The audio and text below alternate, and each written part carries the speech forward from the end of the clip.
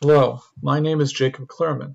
On behalf of the APT 2018 FMLA Surveys team, which also included Rada Roy, Jane Herr, and Scott Brown, it's my pleasure today to talk to you about the results with respect to leave taking. This presentation was prepared for the Department of Labor's Chief Evaluation Office under Contract Apt Associates. The standard disclaimer applies. That is, the views expressed here are those of the authors and should not be attributed to the Department of Labor. All of the reports and other project deliverables for this project can be found at the URL at the bottom of the screen. This talk has a relatively standard structure. I'm going to start by giving some background. Then I'm going to go to the core of the talk and talk about findings on leave taking. And I'll conclude with where you can go for more information. Okay, let's do background. The Family and Medical Leave Act of 1993, what we call FMLA, which was Public Law 103-3, guarantees to eligible employees at covered employers with a qualifying condition 12 weeks of job-protected but unpaid leave. There have been 4 sets of surveys to understand the outcomes with respect to the FMLA: 1995, 2000, 2012, and 2018. All but the first survey actually included 2 surveys, a survey of employees and a survey of work sites. And like Wave 3, Wave 4, which I'm going to discuss today, was funded by the Department of Labor Chief Evaluation Office and was fielded by Apt Associates. Now we're ready to talk about the findings on leave taking. So the chart on the left gives the rates of leave taking estimated across the 4 waves: 1995, 2000, 2012, and 2018. And while it looks like there is a small uptick in leave taking from 2012 to 2018, that difference is not statistically significant. The 2 rates are within the margin of error, so we conclude that leave taking rates remain stable. That was our first finding. The second finding concerns how those rates of leave taking vary across characteristics of employees.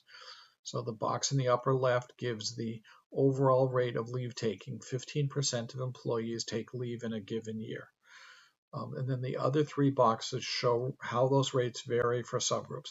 So in the upper right, you can see that single parents are more likely to take leave than dual parents, and the 2 stars above household indicates that that result is quite statistically significant. We are relatively certain that that is not due to chance. The lower left quadrant shows that those caring for a child are more likely to take leave than those caring for an adult 65 or over. And the lower right quadrant says that rates do vary by education. Those with a less than a high school education are the most likely to take leave. Those with a bachelor degree or higher are the least likely to take leave. We also looked for differences by sex, ethnicity, and race and found no such differences. That's our second finding. Our third finding concerns reason for and length of leave. Reasons for leave are pretty widely spread. About half of leave, 51%, are for own illness, about a quarter of leave are for a new child, and 14% are for some other adult's illness, with the rest spread around a variety of other outcomes. And within these 3 types of reasons for taking leave, there is wide variation in how long the leave actually lasts. Leaves are longest for a new child, on average 36 days. Leaves are shortest for another adult's illness, on average 19 days. And leaves for own illness are somewhere in between, 29 days. We also looked at intermittent leave. Intermittent leave is defined as multiple incidents of leave for a single reason in a year. So if one needed to take leave every Friday afternoon for chemotherapy for a month, we would consider that to be a single leave with multiple incidents, and we would define that as intermittent leave. Overall, we found that about a third, 31% of leaves were actually for intermittent leave. Furthermore, among those who take any intermittent leave, they are on average taking lots of leave, on average about 6 leave incidents. And furthermore, the reasons for taking intermittent leave differ slightly for the overall reasons for leave in general. For those taking intermittent leave is more common for a covered family member and less common for a new child. This chart considers the availability of paid leave to employees. The FMLA does not provide paid leave, so the leave reported here is not related to the federal FMLA. In general, you can see in the upper left quadrant that about 73% of all employees have some form of paid leave available to them for their own illness or for medical care. And about 58%, slightly less, have some form of paid leave available to them for illness or medical care of a family member, where this type of leave might include own sick leave, it might include own vacation, or it might include paid time off, a generic category that some employers use. If you look in the upper right, you can see that these availability of paid leave varies sharply by those who are eligible and ineligible for the FMLA. Those who are eligible to the FMLA are also more likely to have available paid leave for themselves, 83% for those who are eligible versus 62% that are not, and also more likely to have paid leave available for the illness or medical care of a family member, 69% among those who are eligible to the FMLA, 46% among those who are not. And again, remember that the FMLA, the federal FMLA statute, does not provide pay. So this is not caused by the FMLA. This is that people who are eligible are different than those who are not eligible. If you look in the lower left, you can see that there is no difference in availability of paid leave either for own illness or illness of a family member by whether you're in a paid leave state or a non-paid leave state. And finally, in the lower right, you can see that those who are non-low wage workers are much more likely to have paid leave available to them.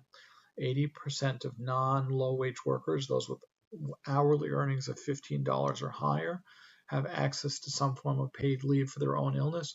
Only 52% of low wage workers have access to such leave. Similarly, 65% of non-low wage workers have access to paid leave for the illness or medical care of a family member, but only 39% of low wage workers have access to such paid leave. Pay actually received on leave varies with leave length. Overall, slightly less than half, 42% of individuals taking leave get full pay. On the other side, slightly more than a third, 34% receive no pay.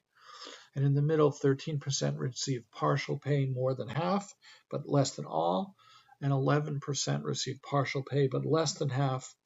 So that's the rate overall for all leaves. But if we look at how that varies by the length of leave, we can see stark differences. The shortest leaves are most likely to be totally paid, 66%.